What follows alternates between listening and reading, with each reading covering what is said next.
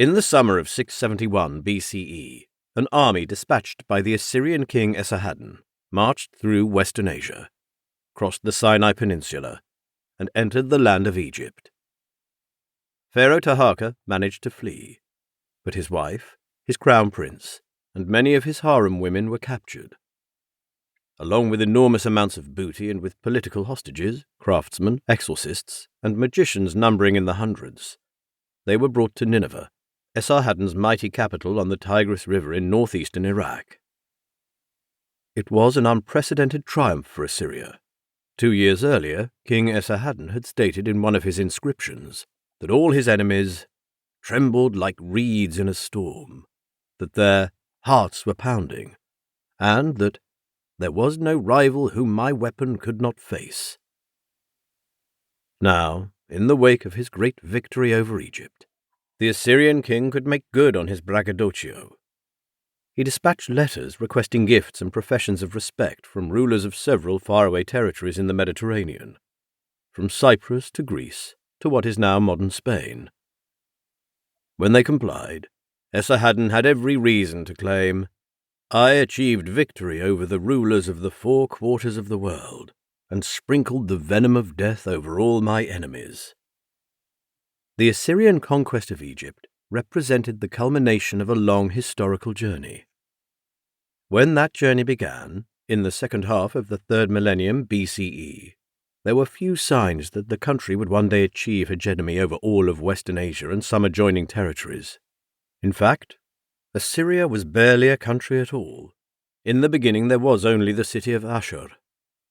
Located some 100 kilometers, 62 miles south of Nineveh, Ashur was home to a number of important temples, including that of a god likewise named Ashur.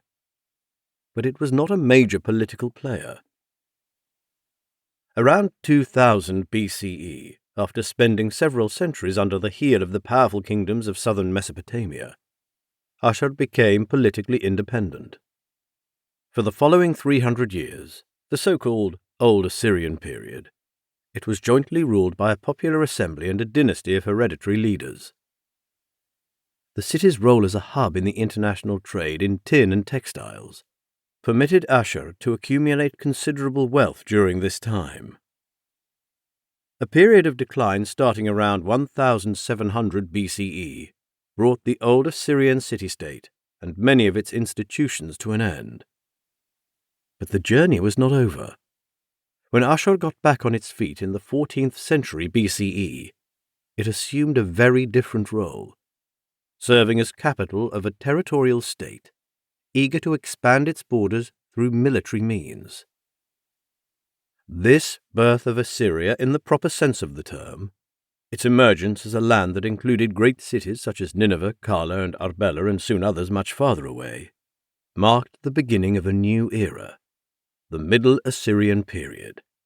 Now a full-fledged monarchy, Assyrians started to see their land as a peer of the most powerful states of the time, from Babylonia in the south to Egypt in the west. During the 11th century BCE, the Assyrian kingdom experienced a new crisis, this one caused by climate change, migrations, and internal tensions. It lost most of its provinces, especially in the west. But when the dust settled, it managed to rise from the ashes faster than any of the other states in the region. A number of energetic and ruthless Assyrian rulers of the Neo-Assyrian period, circa 934 to 612 BCE, took advantage of the weakness of their political rivals, embarking on a systematic campaign of subjugation, destruction, and annexation. Their efforts, initially aimed at the reconquest of areas that had been under Assyrian rule before, and then moving farther afield, were carried out with unsparing and often violent determination, cruelly epitomized in an aphoristic statement found in another of Esarhaddon's inscriptions. "Before me, cities. Behind me, ruins."